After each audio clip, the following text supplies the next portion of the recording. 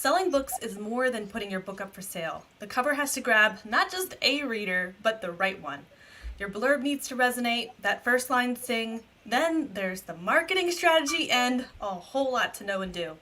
Today the guys at Aethon join us to take a look at some books offered up by the Keystroke community to give their professional 2 cents on why they might not be selling. Steve Beaulieu and Rhett Bruno, welcome to the show. Oh, hello, hello. Hey, Round of applause. Round of applause. Woo! So this show is a real team effort because we spent a week soliciting and gathering books from the Keystroke community, and you guys are spending your time, thank you very much, away from Zoom calls and all of the big stuff you're doing at Aethon Books to kind of give us some feedback. So it's good to see you guys. It's always good to be here. Thank you. And Kalene, who do we have joining us in the chat? All right, we've got some Rick Partlow going on. Golf clap of firstness. That guy. Facebook user, wherever you are, hello and welcome. Yes, and let's see. So first question off, guys, who are you? What do you do? And why should authors care about your opinions? They shouldn't. I've never given them the impression that they should. I did. Because you sell a lot of books. That's all we got. I mean, we sell a lot of books. I think the important answer is that we sell a lot of books in different genres. So that's something that a lot of people aren't doing. So that's what I'll say. Got a nice, well-rounded understanding of the ness. So that's good. Yeah, I mean, I think we have 2 years. Well, I was just going to say we have the last Rhett's got, a decade. And as Aethon, we've got the last 2 years of a lot of books. Rhett and I have the advantage of doing this. I'm going to say 24 hours a day, 7 days a week, because I wake up at 4 o'clock in the morning and check stuff, like silly, stupid stuff like that. We watch the market incredibly close and kind of always know if you have a book that's been released, we know about it. Right? I mean, is that fair, Rhett? Like, unless it just failed miserably and never made it anywhere, we know that it exists. So. And I see behind you on your walls, you've got some of your own big releases. What were some of Aethon's really popular releases in this past year? That one right in the corner called The Tinderbox by Lou Diamond was probably the biggest we've had. Oh, yeah. Right. So there's my I have it on the same side. Okay. Steve has all our books, so he could. I do have all our books. Our big releases, of course, Rick Partlow's Drop Trooper is what everybody hopes to achieve.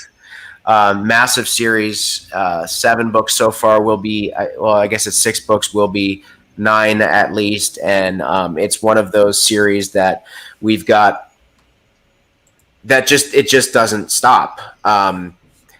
In most cases, they stop. This is just not stopping. And then you do have Lou Diamond Phillips. We've got Paul Anthony Jones, Gold Ippy Award winner. We've got Commune from Joshua Gayu, Gold Ippy Award winner. Our own Barry Goddess Saga, which is won numerous awards. We lots in the lit RPG market that have done really, really well.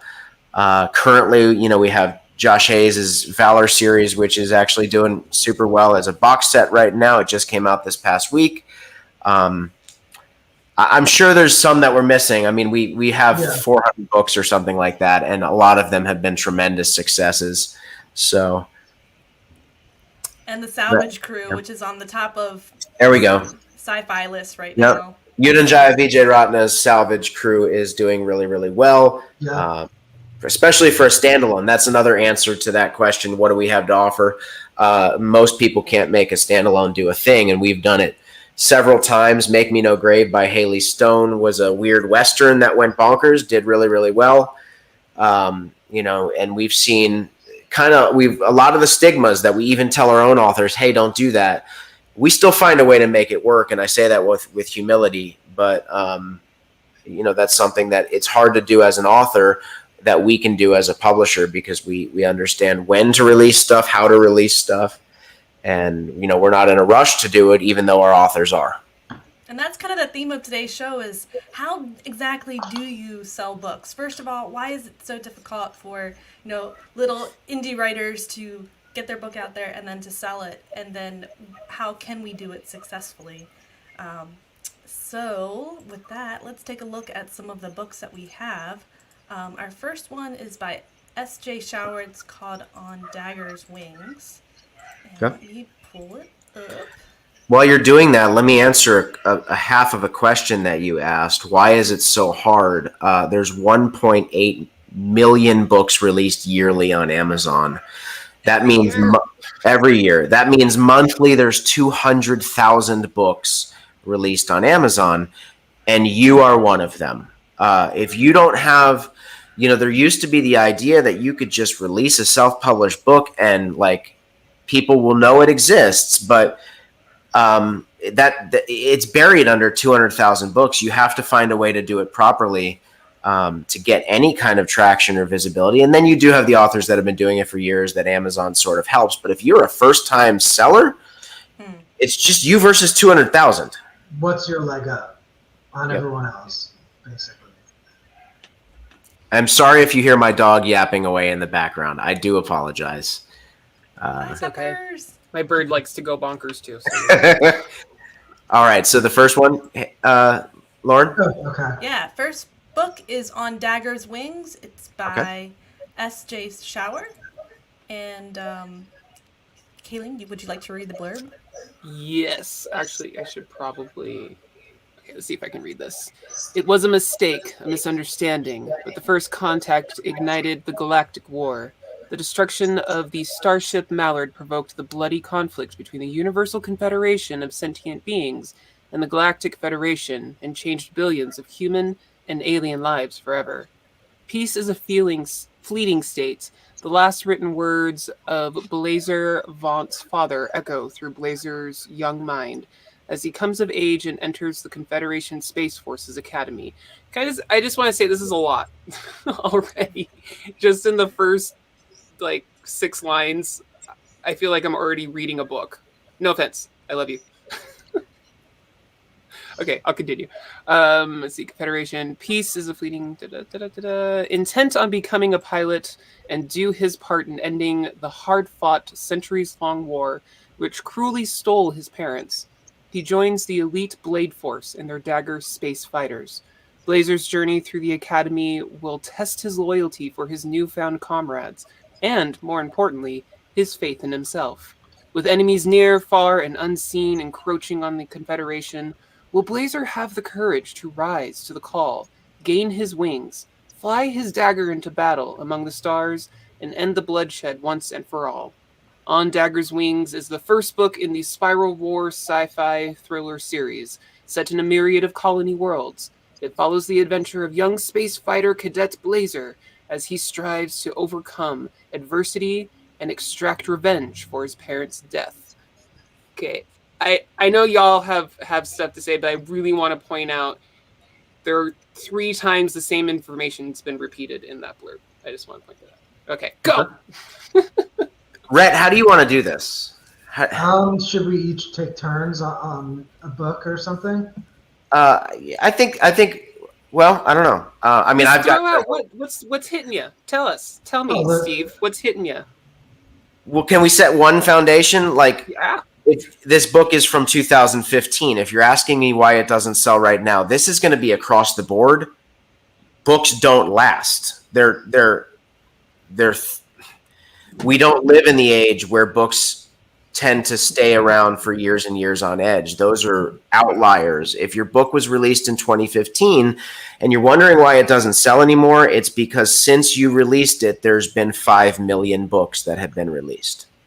So many books. Right. So there's a foundation that we could just set. Now, if we want to go to why did your book not sell when it was released, I think then we could look at your information, assuming it was the same the first time you released it, because I see that this is a second edition. So I don't know if this is the same book cover. I don't know if this is the same blurb. I don't know if it's a second attempt at everything or if you just went, let me change 6 words and redo it. And one important thing is if this is a relaunch after 2015 and you didn't do a full relaunch and get a new ASIN, it was never going to sell either. That's very important to do. Yeah, there's a lot of bad information out there in a lot of these groups where, you know, change your cover and it'll do everything. No, because you still have the same ASIN, you still have the same ranking in the system. Changing your cover might affect the people that find it buried under the other 5 million books, and they might go, oh, that's a cool cover. But that changing your cover does nothing to get it out in front of the vast majority of people. There's a lot of like ideas that I've got access to my readers. Let's just another kind of foundational thing. Amazon doesn't give you access to your readers. Amazon will never tell you who's bought your books. So if you've got a Facebook group, even those of us who have the biggest Facebook fan bases that exist, say you've got 5 or 10,000 fan base on your Facebook, you still only have access to those people. And let's be honest, most of us have, you know, less than 500. You still need to pay ads to reach them. Right. So if this was a relaunch that wasn't a real relaunch, no matter when you did it, it's still a book from 2015. I can say right away, the cover does not line up to the standard of, you know, things out there like your Daniel Aronsons or your, I don't know, fill in the blank militaries, your Rick Partlows. And I hope I say all of this with respect. You did submit your books, right? So we're going to be honest about it. It's very much an MS Paint job. You know, you've got your sort of real life character in an astronaut suit, and then a very flat looking spaceship panel that is, you know, primary colors, and then there's some kind of space scene out there with maybe an overlay. And then I don't even really understand who the author is. It's like Edward Shauer, like Edward/Shauer. Right? They're two authors, but like, who are you? Okay. That's a very bad way of telling people who you are as an author. And then a Spiral War novel, but it's not a Spiral War novel. It's actually book 1, right? So a novel like the Buried Goddess Saga, Rhett and I have a Buried Goddess Saga novel, but then we have book 1, 2, 3, 4, 5, 6, 7 at the bottom, and your book cover just says a Spiral War novel. Well, what if, I mean, is it book 1? It's book 1. So let's make sure that we let our readers know that it's book 1, because your next one doesn't say book 2 either. So how do we know what order it is unless we're looking at the metadata? And isn't like mentally, you know, a novel, that's verbiage for a standalone? It is typically what we see, especially in indies, because right, big publishers won't put anything; they'll just put a title. But for indies, using subtitles to cue in what it is, yeah, a novel usually is standalone, because otherwise you're going to chop the fact that it's a series. That's a selling point. It's absolutely selling. Another thing for this is military sci-fi, as far as I could see, and the end line is calling it a sci-fi thriller series. That's a genre that doesn't sell as well as military sci-fi. So already off the bat, if you're trying to sell to readers who are very description reading heavy, you're not telling them exactly what you want to tell them. Even a military sci-fi thriller series is going to get you bigger clicks. I say that as someone who writes sci-fi thrillers. It's not as big of a market. It's tougher to break into because you're competing with normal thrillers too. And then the description, that whole first paragraph can go, and you could start at the second one, which talks about the character, which you always kind of want to frame these descriptions through the lens of the character that people are going to be reading. Mm-hmm. And so it's a little wordy, but even just taking off that top one, then you're talking about Blazer, and that's who the people are going to be reading. Right, but Blazer vaunts father's echo through Blazer's young mom. Like, so much, guys, so much. And Kalene said it. She was reading it, and it was difficult for her to do it. We have a wall of text here. And guys, girls, whoever wrote this, please, I want to stress, y'all, we're not being mean. We're just doing the job that we were asked to do. That's a lot of text for somebody to try to digest. If I saw this, I would go, I can hardly read the blurb. How am I going to follow the book? Yeah. So, like, really quickly, shorter, on that, punchier sentences, and like just really quick on that. You know, it was a mistake. Peace is a fleeting state. The last written words of Blazer Vaught's father. I don't care who Blazer Vaughn's father Yeah, is. I know. I was trying to like do it quickly, Right? but like it's like No, it was a state. This is right. a fleeting state. Like those two statements right there are really punchy. Right. And then you could cut everything out in between and then get to the point of Blazer's journey with enemies near on Dagger's wings. Yeah.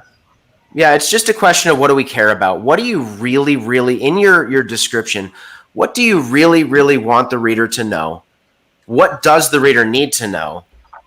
Because your blurb is doesn't need to tell everything that your book tells, right? It just needs to be able to get somebody to read it. And it's $4.99. Let's just be honest. $4.99 is a high point for ebooks. Guys that can sell books, girls that can sell books at $7 are my heroes. Folks, right? Your first book in the series should not be $4.99. Now, you're going to look at all the outliers, and at some point people are going to come back and go, well, Steve and Rhett said this, but look at this guy. Outliers we need to push aside. First book in a series probably should be 99 cents if you want people to read the other 4 books in your series. Your first book is not your moneymaker. Your first book is the gateway to your moneymakers. Ooh, I like that. Yeah. Write a good gateway and then keep it going. So, I mean, I think we did that. I'm not even going to touch on the Audible sample because I don't it doesn't matter if you're, well, let me see. Well, no, I mean, I'm not going to say anything. No, I mean, there's no point in going into the audio when audio's not selling right now anyway. That doesn't really matter a whole lot. But you have 2 authors, but you only have one follow the author. There's actually, I'm just so confused here about the author. Looking through that, on your Author Central, what's really being put on this Amazon faceplate for your book. The cover, that's what people are clicking on. So get that book 1 in there, get that book 2, 3, and 4 on there so that people know where to start. Because that's one of my biggest hangups. There's probably maybe only one series in my whole life that I've ever read that didn't have book 1, book 2, because I didn't know where to start and I couldn't figure out where to start. So I just didn't bother. Well, as I'm looking through, as I'm going through his or her, and I'm looking at the thumbnail size of that book cover. If you guys just look at that, it's just a muddy conglomeration of stuff with On Dagger's Wings bright. At a thumbnail, I really have no idea what that is. You know what it's called, but... So, Steve, if this was your book in your series and, 6 years later and you want to refresh it, you want to give it a chance of selling, what steps would you take to get it? Rhett's actually the brilliant republisher guy, but that's what we would do. We would say get it off of Amazon completely and let's relaunch it. Yeah, I mean, the way to sell this or to give it a second shot, you're going to have to change every title, probably change your author name. Otherwise, all this bad data could follow. Okay. It just needs a complete, fresh launch. And again, sometimes a book can be perfect and look perfect and not have sold. We would still recommend that. At that point, it becomes more of a data game than this. But like Steve said, a book 5 years old or 6 years old now, that's sort of sitting out. Unless you're going to pump a lot of ad money into it, it's not going to sell because Amazon isn't helping sell it right now. So and even a BookBub's not going to do it. You get a BookBub on this, most people that get BookBubs see some kind of data change for a couple of days, and then the series falls off again. You've got your outliers. Let's ignore outliers. The reviews look great. Unless those are just all your buddies that reviewed it, you got great reviews. As a matter of fact, your first review here, well-written, solid editing. Had this offering been priced correctly, $2.99, I would have given it 4 stars. You've got a reader who has decided books are worth $2.99. Now, given that it's only 330 pages at print length, it's not a very long book to begin with. That was, 80,000 words maybe? audiobook's 15 hours, so that's a little confusing. Then that is very confusing. Why is the audiobook a 150,000 word book while the print length is saying 330. I know this is a lot of weird stuff to think about, but like if your book is 330 pages, what that tells me, and I could be totally wrong here, I'm going to guess because I've seen this a lot. The author wanted to keep the print cost down, so they reduced the font size and the line spacing between the book in order to reduce the page count as low as possible, which brought it to 330 pages. But what that does is tell the ebook reader that it's not a very long book. It actually works against you. Let's save money on paperback, which doesn't sell at all, and screw the ebook. That's what I see so often. We're so worried about the paperback, which nobody buys. When really that could say 580 pages and people would actually see it as a substantial value because people look at that, believe it or not. That's why it exists right there. People see print length, 330 pages, and they go, oh, that's kind of short. And see, and that's, with the ebook boon, that's definitely something you have to consider. And that's exactly how Amazon's going to tally your ebook, is based on that length, especially if you have that paperback attached to it. Yeah. So with this one, because I do want to try and hit as many books as we can. Yeah, I was going to say, we should move on. We laid a foundation here. Look at that cover, take a second look at that blurb, and really get the message clearer. All right, so the second one we have is by, gotta scroll down, Paul Summerhayes. Paul Summerhayes, Billie the Kid, the Skyfire Chronicles, Book 1. One question I would ask right off the bat is, this actually should have been something that we asked our authors behind the scenes. Everybody's expectation of what sells well is going to be different. So my first question should really be to the author, well, how much did it sell? Because I might actually look at it and go, hey, bro, your book actually sold really well for the market. Right? I've asked our authors what your expectations are, and answers are like, well, 10,000 units would be nice. And I'm like, yeah, it would, wouldn't it?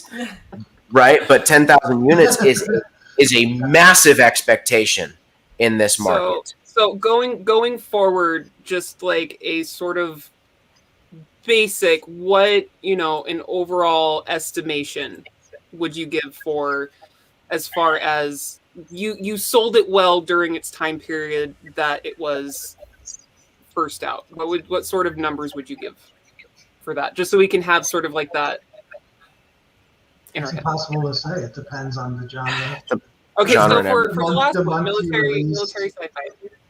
Military sci-fi, I mean, if it sold, a couple thousand copies and had a couple million page reads, it did well. All right. Is that fair? Yeah, that's exactly. Yeah. I mean, and that's a big genre, which is going to be a different answer than Weird Western, right? Where Billie the Kid, I mean, we just wrote a Weird Western, and people text us all the time, now that Dead Acre did well, does that mean that our Weird Western should? And the answer is absolutely not. We're an outlier. I'm not going to say we got lucky, because it's a damn good book with a great cover and a great narrator and all of that stuff. But at the same time, good luck. It's a Weird Western. Make Me No Grave was a massive hit. And I've actually seen Paul's Billie the Kid before, and I've been tempted to want to read it myself. But there is no audio, and I only listen to books because I don't have time for reading. It's 161 pages long, which means it's not very long to begin with. It's a great cover. It's a really cool cover. Yeah. Really punchy. It's got that nice bright background silhouetting that character on the front. I think the page length is probably an issue here. But for me, this one, because even the description is pretty good, people use that sort of tagline with this meets this. We tend to keep it more story-based, but those do work as well. So I don't really see an issue with the product page at all. I think this is more a case of very few Weird Westerns do well, and even if your book is good and looks perfect, it might not do well because it's just a genre. It's something we've dealt with. We've been trying to sell Dead Acre, and even big publishers, not a lot of people want to take a risk on this genre because there's a few hits, and mostly it's niche stuff that doesn't do too well. So that's what I would say on this one. Maybe the length was an issue. Probably it's more that it just didn't hit the very, very, very small market that it's aiming for. Well, and here's another thing that we can say. Book 1 was released October 2017. Book 2 didn't come out until July 2018. That was unless I did my math really wrong in my head because I forgot what month it was. Maybe 8 months. Yeah. 8 months is a super long time for any genre, much less a niche genre like this. Especially with short books as well.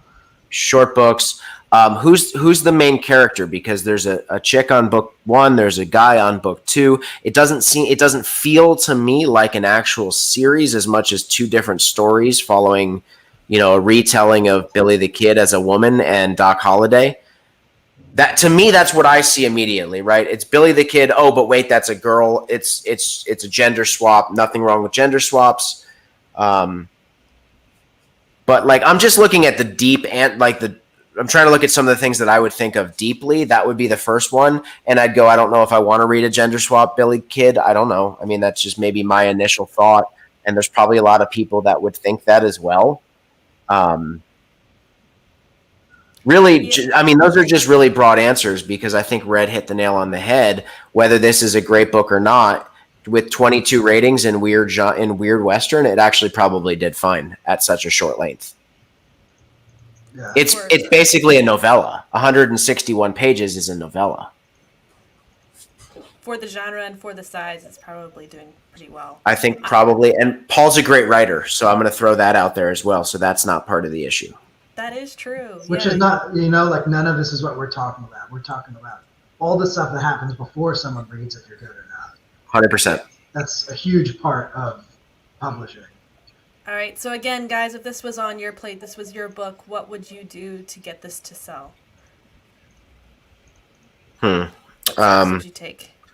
My initial answer is, and this is actually frustrating because like Rhett said, we're shopping a whole series based on Dead Acre, and we hate hearing people say they're not interested. It's a fantastic thing, but we're not interested because it's weird Western. My answer has been several times, I'm not interested because it's a weird Western. Yeah, the amount of money... I love this, but I'm not interested because of it. Yeah. The amount of money that we have to put into making a weird Western sell when it's split in whatever way it's split between the publisher and the author, it does not bring ROI that's worth it for the publisher. Although weird Western's near and dear to my heart, it's one of my favorite things that I could read. As a publisher, I would say, I'm sorry, man, I don't know that we want to take the risk on this, especially as a relaunch. Yeah. But for Paul, the mistake was releasing these books 8 months apart, and then he's got a book 3 that says coming soon, and chances are coming soon when your books didn't do well to begin with might mean it's never coming. And I don't know that. I'm just making a generalized statement. So one thing that you guys have both said before, and now combining that with a genre that's really super niche, all by itself doesn't do, fantastically great, even though people do like it. Maybe stack up a few books, wait until you got a few books. I mean, if you're going to be if you really love this series, the stories that you're writing, get that book 3, get that book 4, and then do more of a rapid release. And maybe that'll help boost book 1 because you got that book 3 out 2 weeks, a month later, you got that book 4 out, maybe that'll help. Yeah. And set your expectations for your genre. Like if this broke out, it would become one of those outliers we talk about because there are some. Yeah. And just to touch on Kalene, like I'm going to say this again, outliers aside, releasing book 3 and book 4 is never going to affect book 1. If book 1 doesn't do well, your series is not going to do well. There's so very few books that like take off at book 3. We have sort of authors come to us all the time, like thinking, well, there's still a chance. There's such a slim chance that there's no chance. So what I would say with this is, Paul, write your book 3 or your book 4, whatever it is. Take your short stories that you have here. Take all of these books that you're writing, because you've got the Texan and the Egyptian, you've got Billie the Kid, Doc Holliday, and then a soon-to-be 3rd book, and I would put all your eggs in the box set basket. Yeah, they're a really valuable tool for indies, especially if you didn't sort of build up into a quick release schedule. And what Steve said, the marketing model for selling on Kindle is funneling through book one. It's very different than the traditional model where things can break out after book three because they're selling in a very different way. So you have to be important. You have to make sure you read advice on publishing that's pertinent to where you're publishing, because that's something they're going to do because of print, and it's a very different style than focusing on Kindle. Well, I'm glad I spoke up, because that is definitely something that I've heard multiple times. It's like, no, just get that book 3 or 4 out, and then it'll help book 1. There are find out genres, that's changing. So there are genres like epic fantasy where readers do want to see that the series is actually continuing. So you could do that by putting pre-orders up. Because of Game of Thrones and Pat Rothers and these famous things that are sort of paused. It's a genre that where the readers are used to that, and they don't want that. They want to see a book that it's going to be at least 4 books or something. So there's that phrase in our community: nothing sells your first book like your next book, or whatever that is. I understand the idea behind that, but in the last 400 books that we've published, I don't see evidence that translates word for word. If you understand what I mean. Like nothing sells. I'm going to use this as an example because Rick's here. Rick's a fan of the show, all of that. So nothing sells Contact Front, book 1 of the Drop Trooper series, like book 7 of the Drop Trooper series. But Contract Front was a massive success. If Contact Front sold 100 books, book 7 would do nothing to sell more books for book 1. Yeah, so it's scalable. 0. So that's a market understanding that maybe a lot of authors like me out there, it hurts my head, but I'm just going to have to do it. You still need to launch your series well and properly, to justify going that far in a series. So. Well, I want to ask a really, really kind of simple question that I don't know if we all sit around and think about a lot. So say you release book 3. How does anybody find book 1 when you've released book 3? You need to release it well enough that they click on it. I haven't seen this, and go to book 1. You still need. Where is book 3? Right. So where is book 3? The only way to get visibility on book 3 is if a whole lot of people buy book 3, but nobody's going to buy book 3 unless they bought book 1. So where's the visibility coming from? Yeah. It makes no sense. It's a totally insane concept that somehow people are going to find book 1 through a book 3 when your book 1 never sold. So I think the idea is like they're on their social media and they're posting that. You got 20 people on social media. Right, grandma's gonna buy it and all of a sudden make it visible on. That's insane. Yeah. I mean, I love you, but I'm not saying that to you. But that's just insane to me. And I think what Steve's saying, like Rick Partlow, when his book 7 of Contact Front comes out, the reason it's selling book 1 is because the readers that are already into the series are pumping book 7 up to visibility for everyone. So then new readers see it, haven't read book 1, and go back towards it. So when book 7 is number 15 on the charts and nobody's read book 1, they go, oh, I really want to read book 7. That's a really cool book cover. And then they go, where the hell's book 1? And they go back and they buy book 1. So definitely getting that initial steam on the very first launch with the very first book is key. Because you want to get as much visibility gathered up so that when you do start releasing more books, it keeps that train going. And sometimes you have to realize that if you did 3 books and they didn't do too well, don't do book 4. Start a new thing, because then you could build off of that. At a certain point, it doesn't become worth it to keep pushing out 11 books in a series that no one bought to start with. It's just. I got into sort of a public argument about this.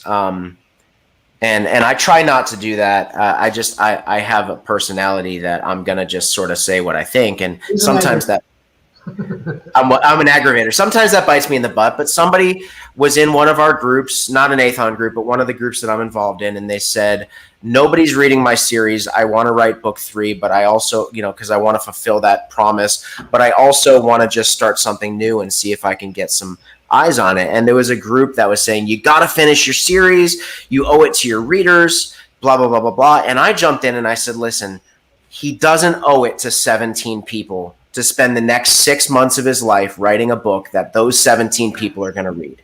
If they really want to know, they can text him and say, how does this end? Or email him and say, how does this end? Or whatever. But the reality is these people are telling this guy to spend the next 6 to 8 months of his life writing a book that no one's going to read.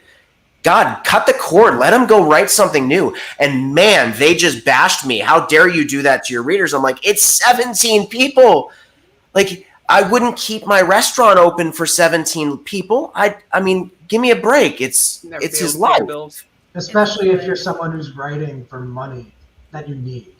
And it's not just a side thing you're doing because you love it. If you are in this rat race of publishing in order to make money, sometimes you do have to pull the cord. It's what publishers do, right? Like a big publisher is probably only ever going to sign one book up front, or maybe two, because they want to be able to pull the cord.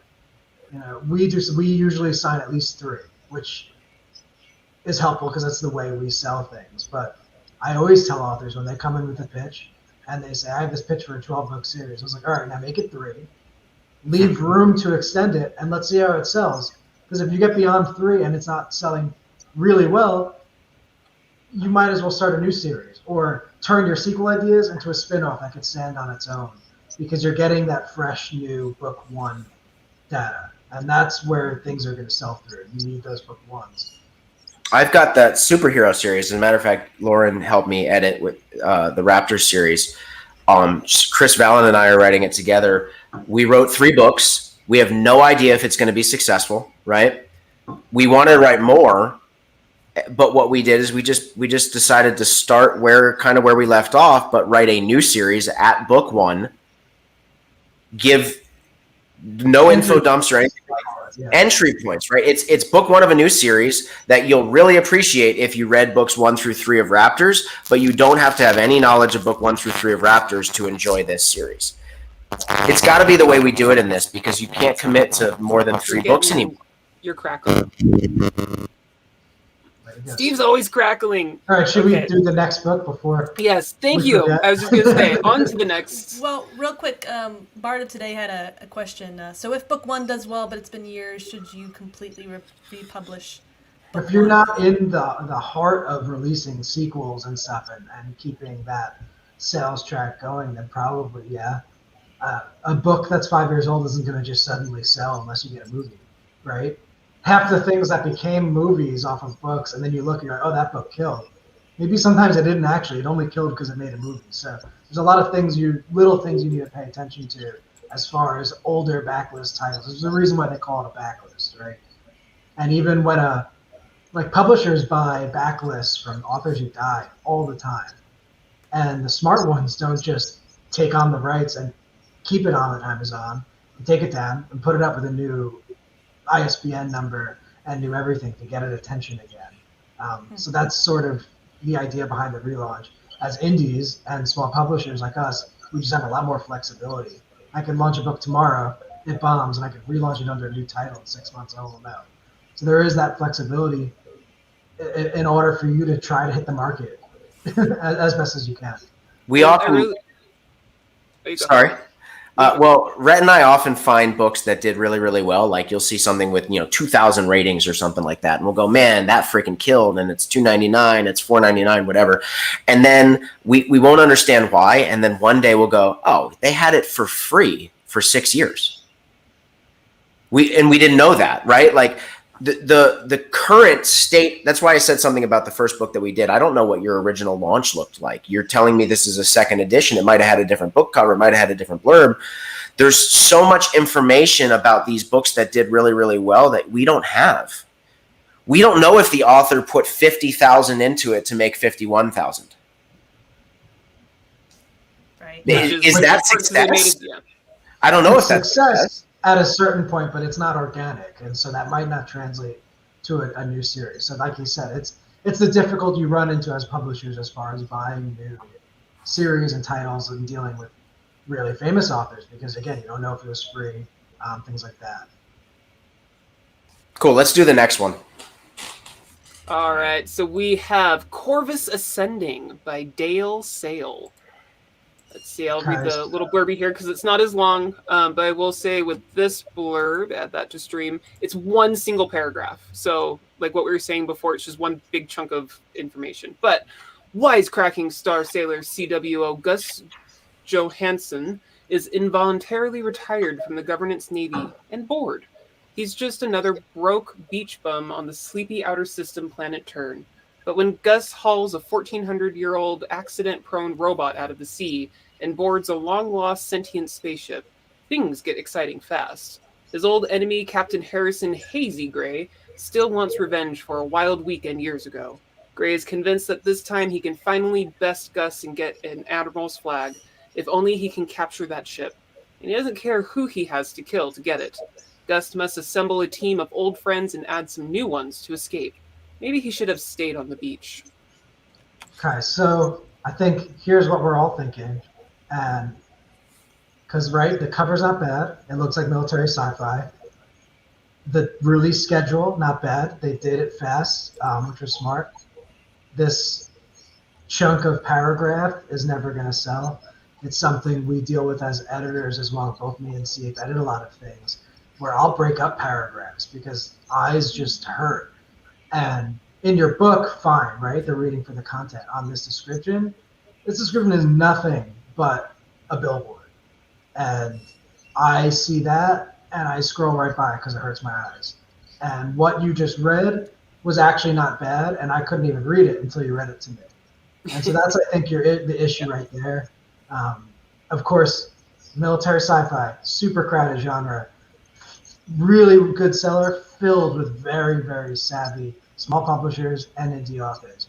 Not going to sell $2.99 as a new author. Don't do it. Keep your book one cheap. Get people through to the sequel because you're basically pricing yourself out of the competition.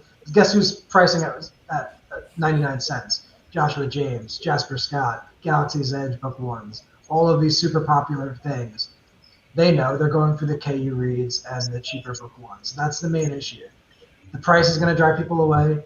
The description is rough, but otherwise the product is good. It just needed that sort of refinement. Well, it is super short. I'm going to throw that out there too. 198 pages means maybe 60 or 70,000 words. And of course, I could always be corrected, right? Because these print lengths are not accurate if the paperback has been adjusted for cost and stuff like that. That can be confusing. But 198 pages is a short book. That's not always a bad thing, but at $2.99 it sure is. So you want to, I agree with Rhett 100%. This is one of those that if the author came to us, and I'm not trying to make a sales pitch here, but this is one of those that where if the author came to us and said, "Hey, I didn't do this well, would you guys consider relaunching it?" I think Rhett and I both would go, "Yeah, let's take a look at relaunching this book." What makes you say that? It's genre. Mm-hmm. The author clearly knows how to describe what he's trying to sell. Doesn't know how to do it well. That's very, very clear. From a book cover point of view, that I say this with all the love I can muster, that typography is horrendous. Yeah, it looks like it looks like a highlighter wrote on top of a really cool image. And so those things, most people don't recognize why they don't like it. And forgive me if you're the typographist there. Okay, I'm just being honest. And you might look at it and go, "I love that. I think it's fantastic." But it doesn't match the artwork. And I don't mean matched color. You actually want contrast, right? But it doesn't match what you're showing me. Especially as a Photoshop guy, I know exactly what you did to achieve that goal. And it was just put a gradient on there and walk away.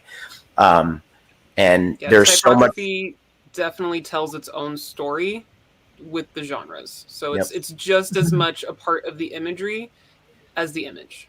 So, I always say, please forgive me if you're the guy that did it or gal that did it. I don't mean to be insulting, but that's what I see as why it's not selling. It's not appealing from that perspective.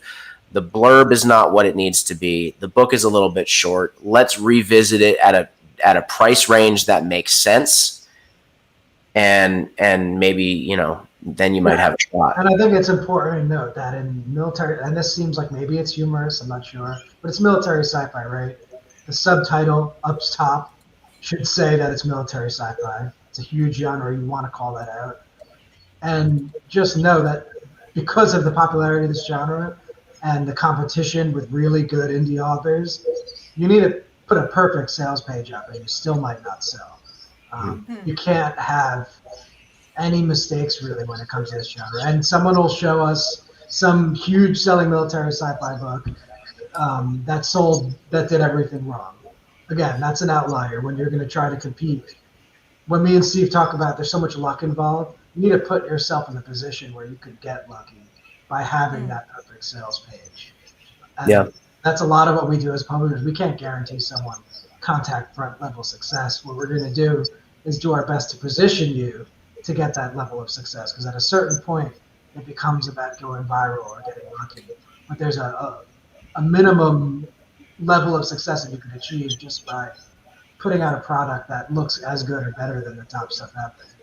Well, Corvus Ascending, a Bosun, Gusty, Joe adventure, Tales of Corvus Book 1. I don't even know what I just read. As a title, it should I don't be know. Corvus Ascending, a military sci-fi something, Tales of Corvus Book 1. 100%. It's humorous, say it's humorous, but that's going to then put you in that niche, right, of people who want humorous stuff. Well, and let's even, talk about the best-selling science fiction series out there, right? Craig Allenson. Craig Allenson is the outlier that Rhett was talking about, right? Like nothing was right when he released it, and Craig would say the very same thing. But it's humorous. He doesn't tell you it's humorous. Mill sci-fi people are fine with humor. So, that's pretty. I think that's just pretty clear. There's some things here that just should have been. That wall of text is never acceptable. That giant friggin' paragraph for a description. That's what our descriptions look like on our print copies when Amazon screws up. Yeah. So on your ebook, it should never look like that, and I think that's a really good reason why. So get some Alright, spacing in there, so definitely it's easier maybe for the eyes to kind of take. If you can take a second look at your typography and just split up that paragraph. Split it up. Okay. Well, moving and on. I should real quick. I should also mention though that you're still what's this guy's name? Dale. You're still in your first 90 days of this release. You released it on January 7th, 2021. You're still in a position where you could fix this stuff, drop a buttload of money into advertising to get yourself into sort of the top 100, and you actually could still have a successful book here.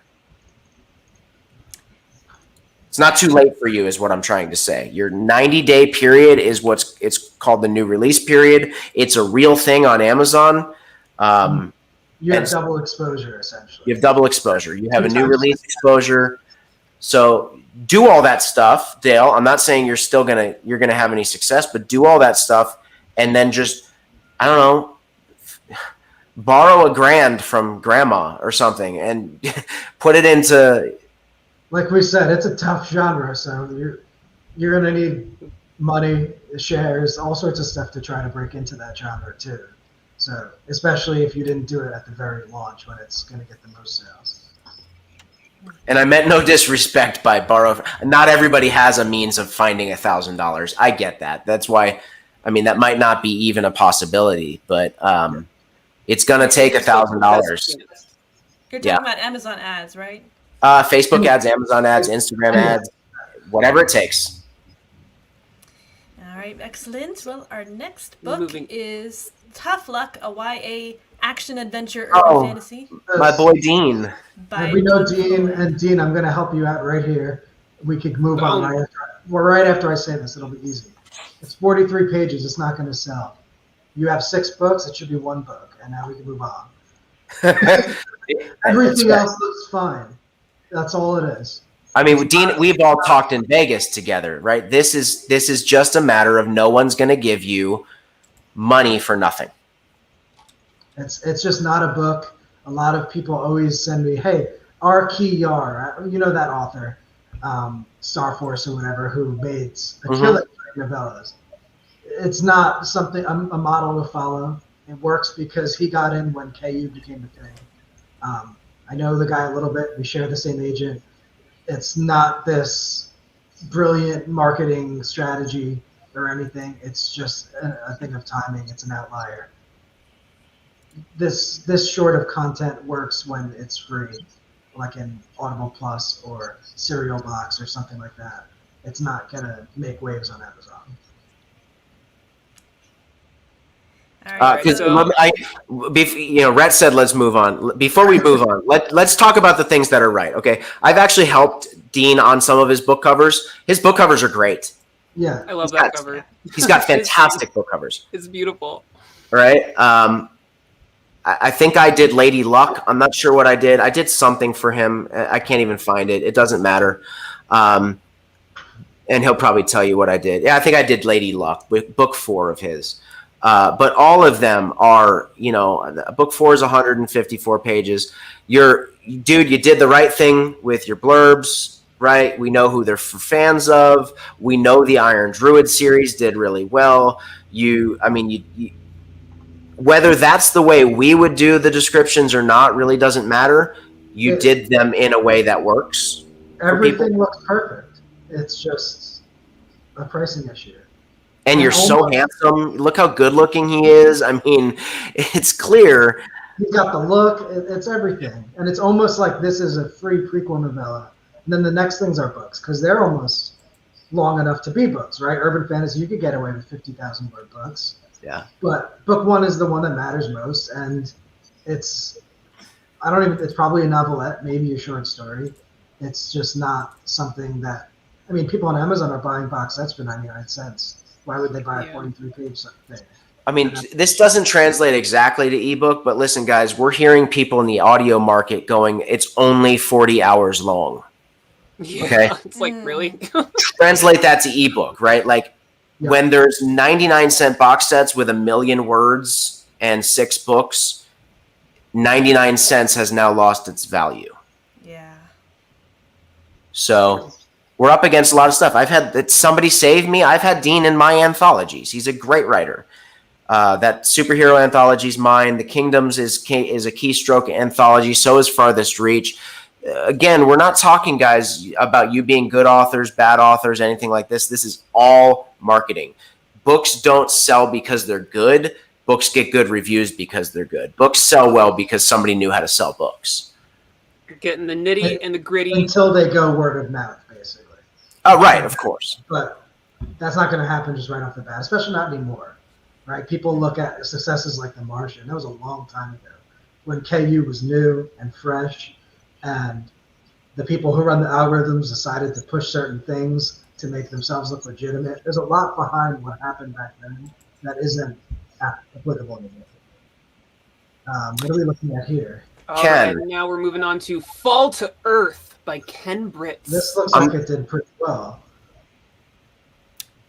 I see what's happening. It's got 689 ratings. This is one of the free things.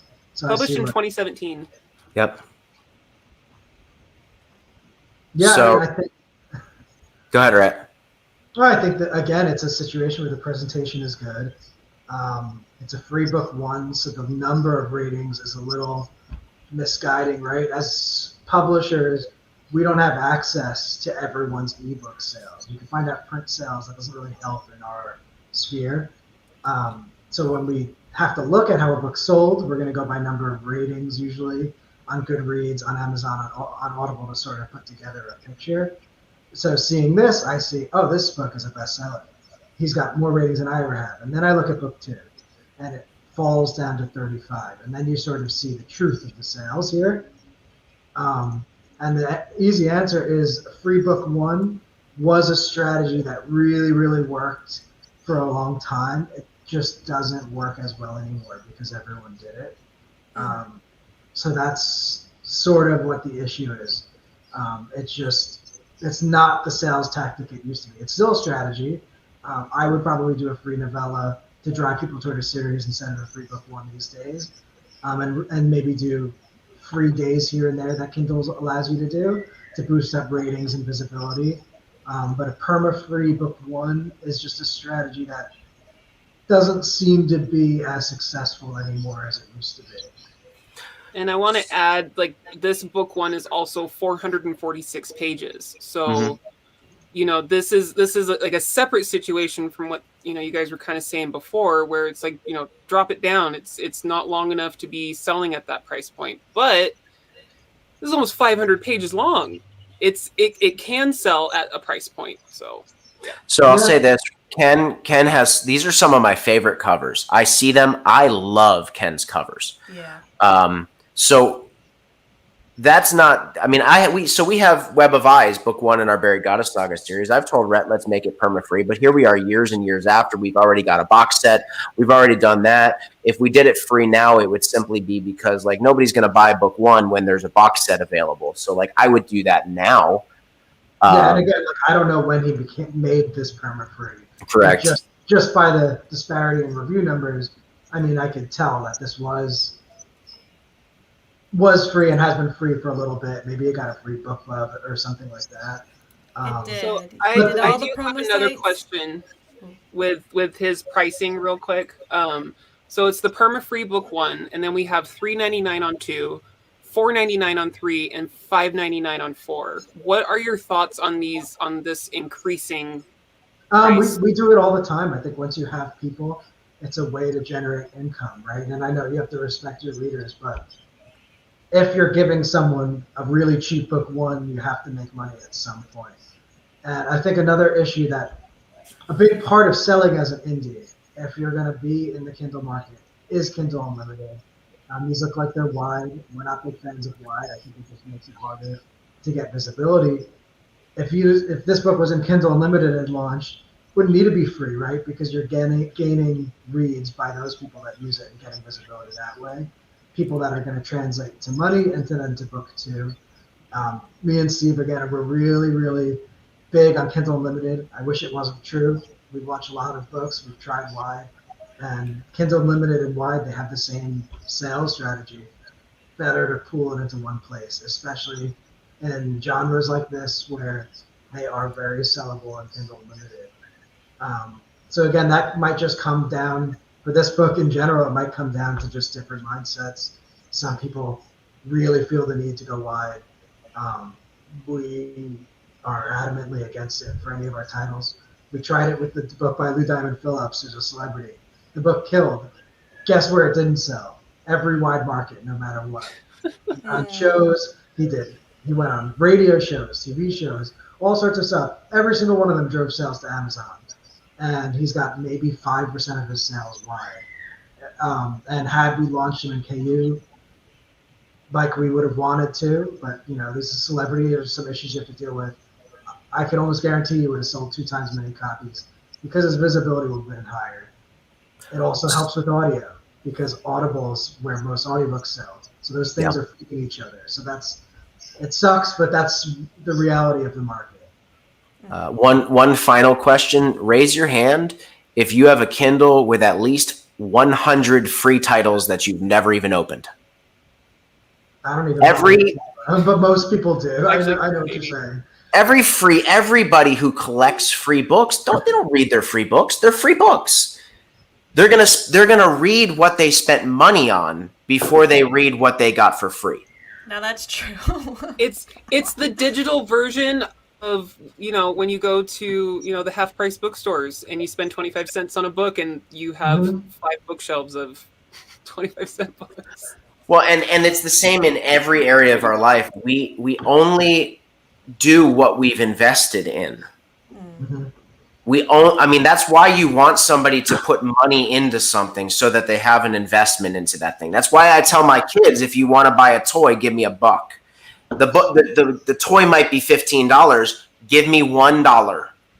Now it's yours. Now you might not break it.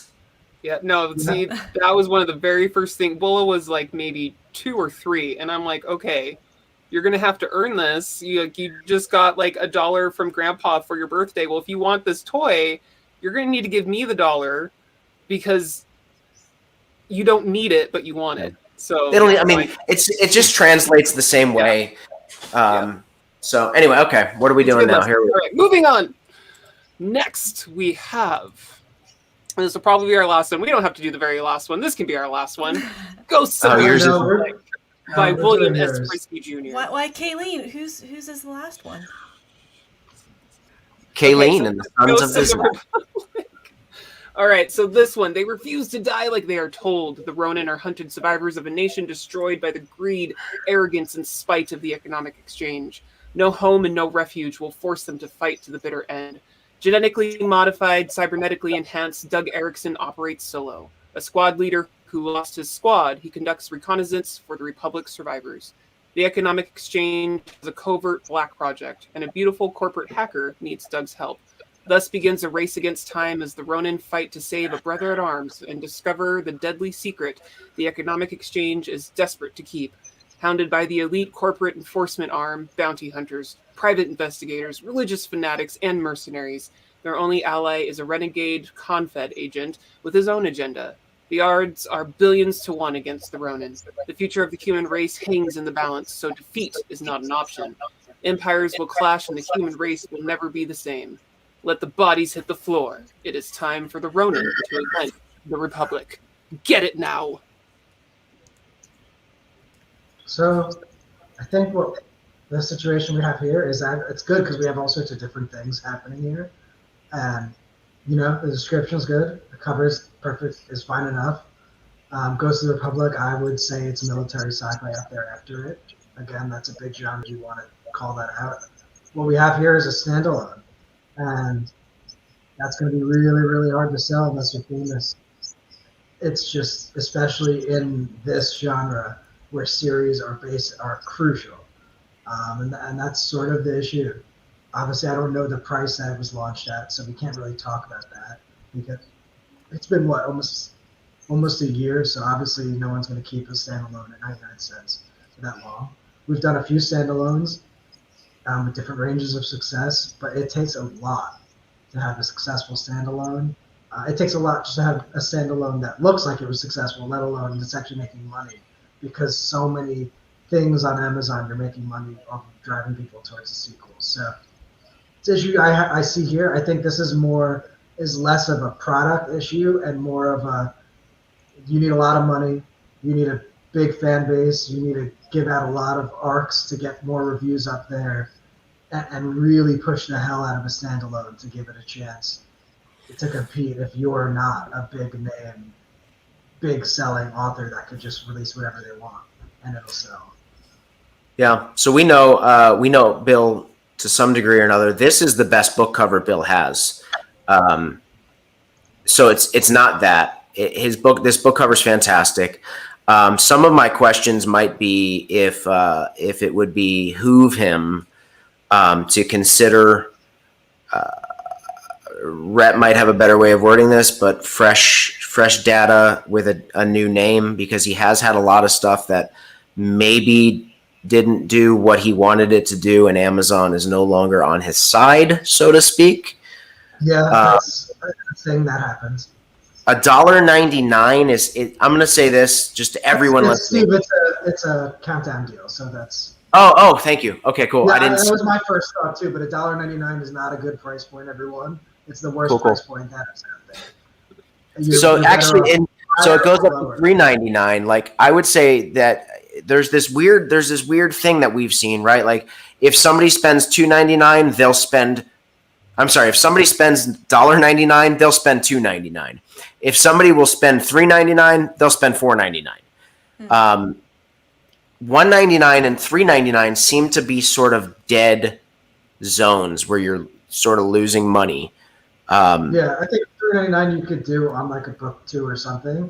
Agreed. Yep. $1.99 is just historically in the indie world and the trad world not a good price point. For some reason, it just drives people away.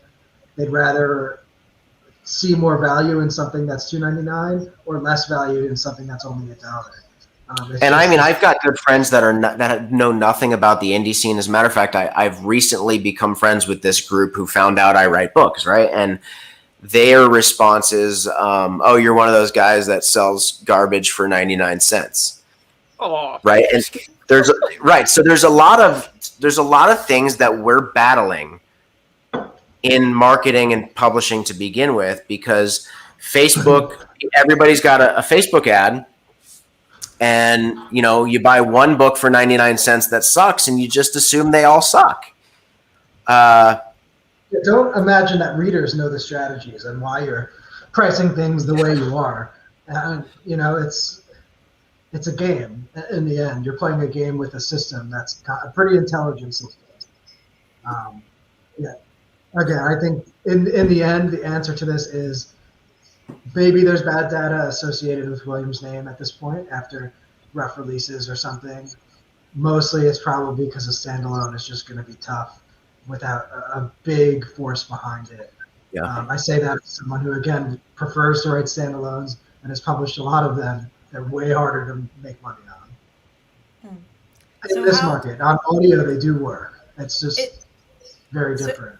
So if you're aware that your name has bad data, what should you do when you want to release a new book? Step one is swallow all pride.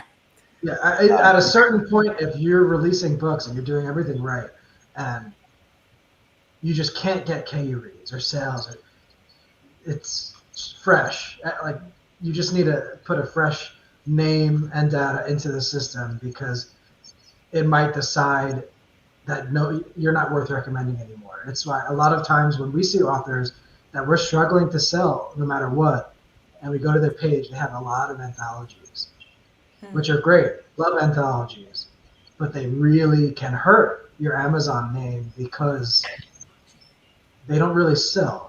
Well, I have a lot of reasons why I'm Jaime Castle, but one of them is because I did the short story anthology bullcrap with Steve Beaulieu.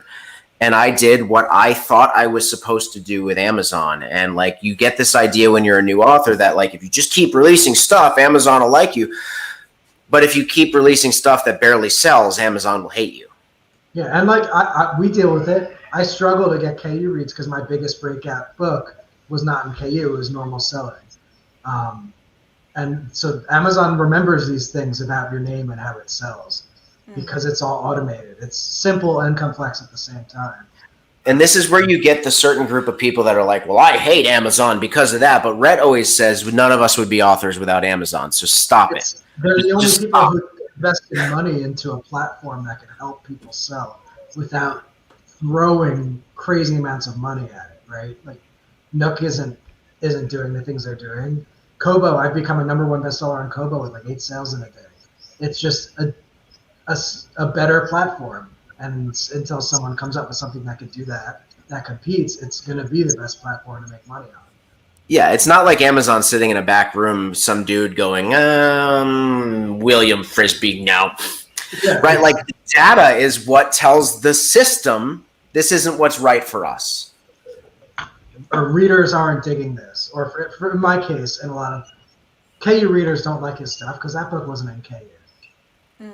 So focus on normal sales. Or he releases too slowly. But then to sell well on audio, sometimes you have to release slowly. So you kind of have to target where you sell best and focus there, because not all these strategies are going to work for print, audio. Everything's different.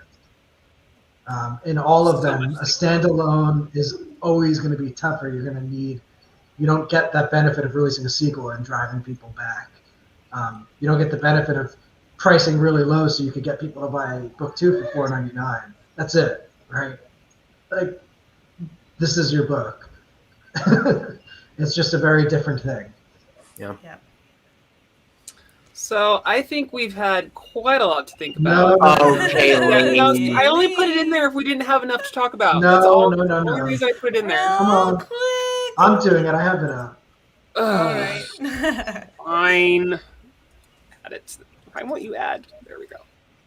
All right. So as far as I remember, this wasn't the original cover, was it? No. Okay. So initially, since I'm here to answer the questions, my first release strategy was crap. I didn't know what I was doing. I didn't release book 2 soon enough. By the time I got to book 3 and 4, I was kind of starting to get the hang of it. My secondary covers, which are not these covers, were not to genre. I had a tough time figuring out where my genre was supposed to be. And then I finally came up with these covers. Steve helped me fix my typography because it still wasn't good enough. So you made these covers yourself? I made them myself, and then Steve fancied up my typography.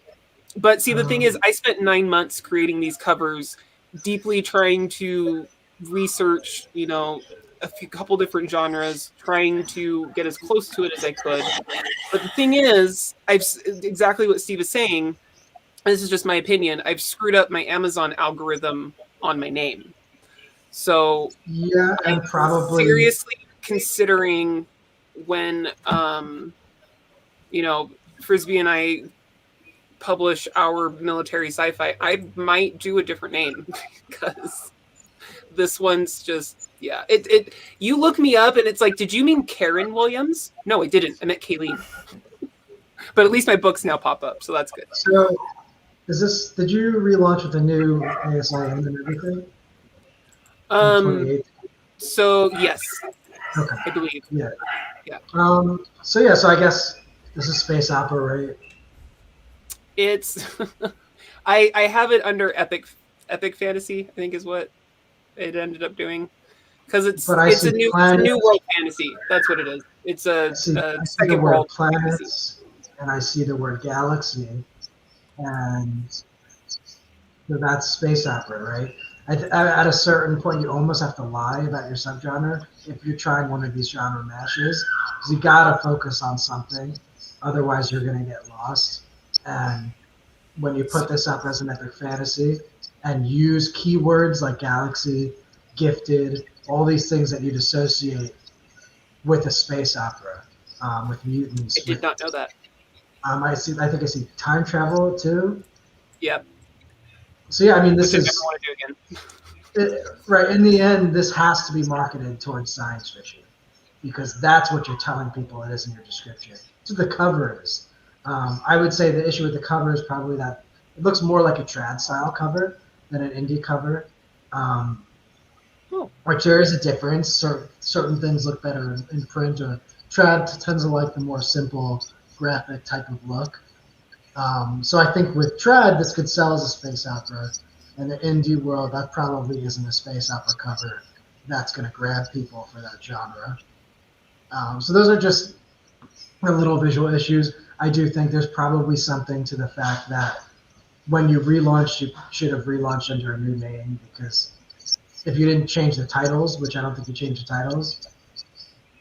Not the titles. I gave it. I didn't have a series name. That was another thing. It was just the titles, but there was no series name. And then like book one. So that was something I did different.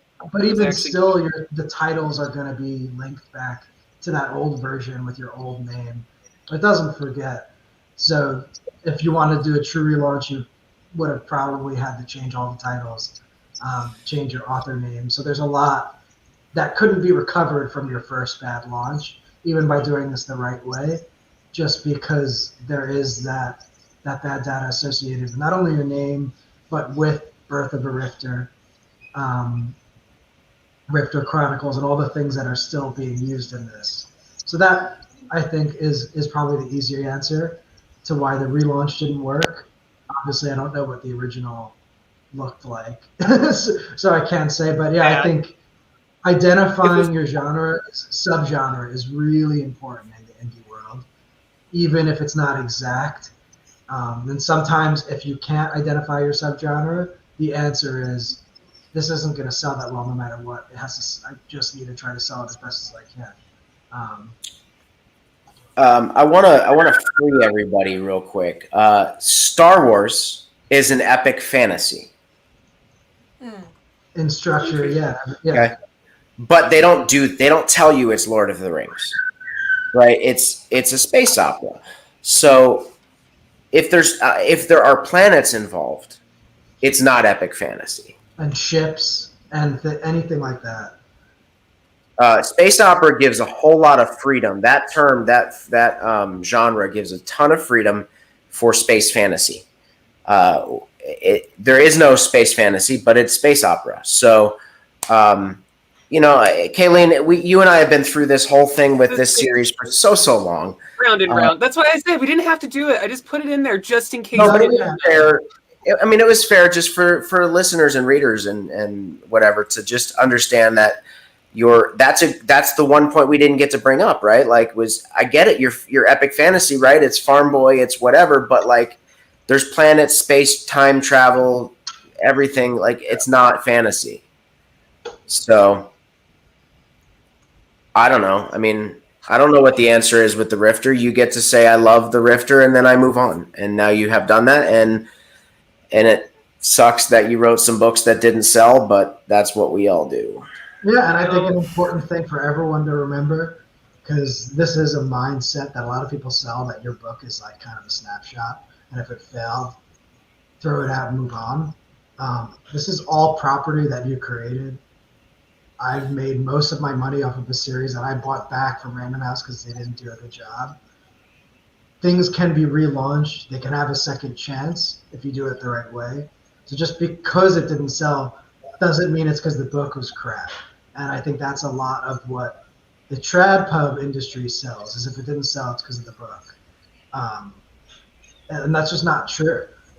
In order to sell, everything else has to be right. The content of the book is like the third or fourth thing in the list of things that need to be good in order for your book to sell. And a lot of that isn't just the design of it. It's things we're saying, timing, the subgenre, things you can't control. After the book is already written, timing, you could launch it the wrong month. Who wants to launch, on a holiday or the same day as Andy Weir? Like, there's things that are. Hey, I got to do that. Thank you for that. I get to release my next book this day. There's things that are out of your control all the time. Your narrator gets sick. This gets delayed. Like, your book doesn't have to fail and then be dead forever. You can't have second chances with these things. So that's just an important note for all of this. And a second chance doesn't mean just changing your cover and hoping it'll sell, right? It means doing it the right way. Like Steve said, swallowing pride. If you have to change your name, change your name.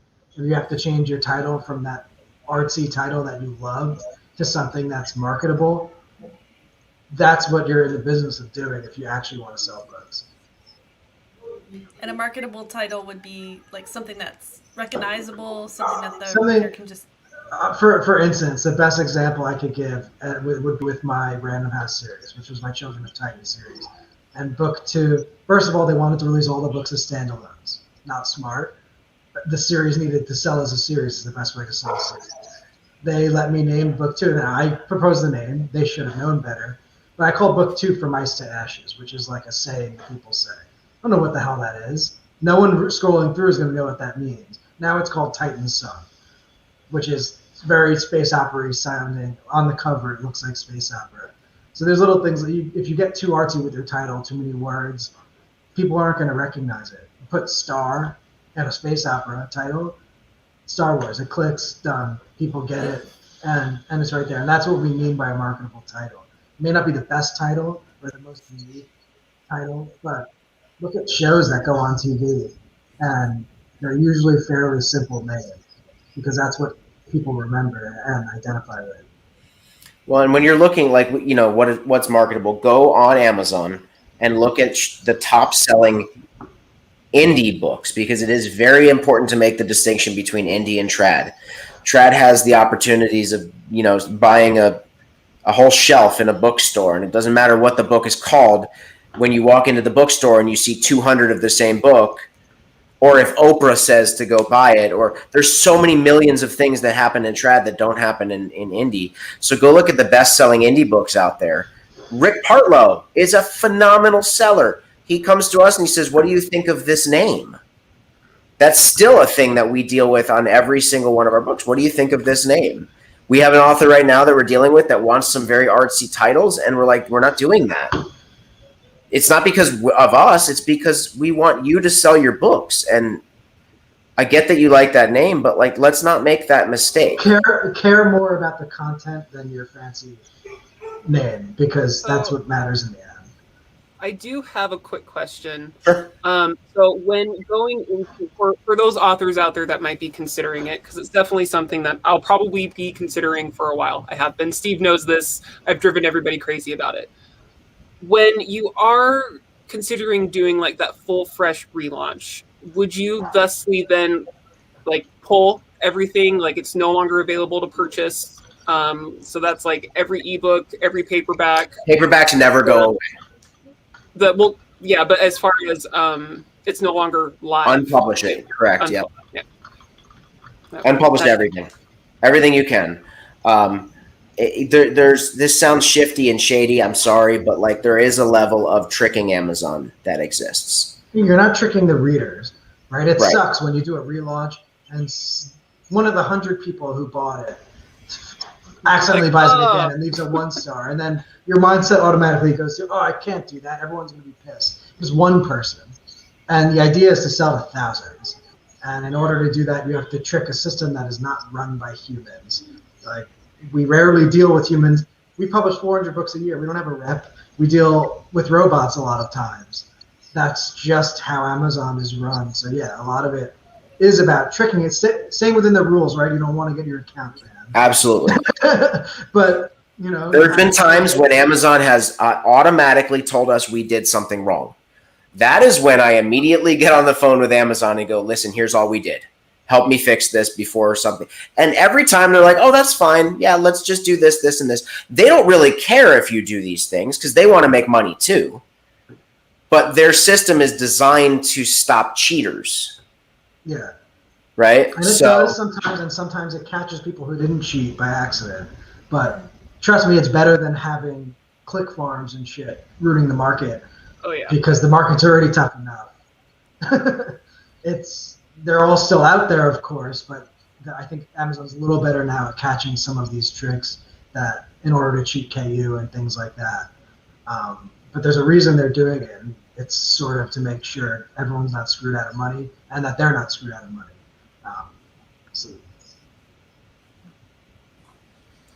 All right, guys. Well, thank you so much for sharing your expertise. Like, honestly, it's a lot to think about, you know, because a lot of us out there, you know, we want to put our book out there and do really well. But if you don't understand what market you're reaching towards, what readers you're going for, and what those market expectations are, and really how to hit those algorithms, because like you said, we're up against robots, you know, so...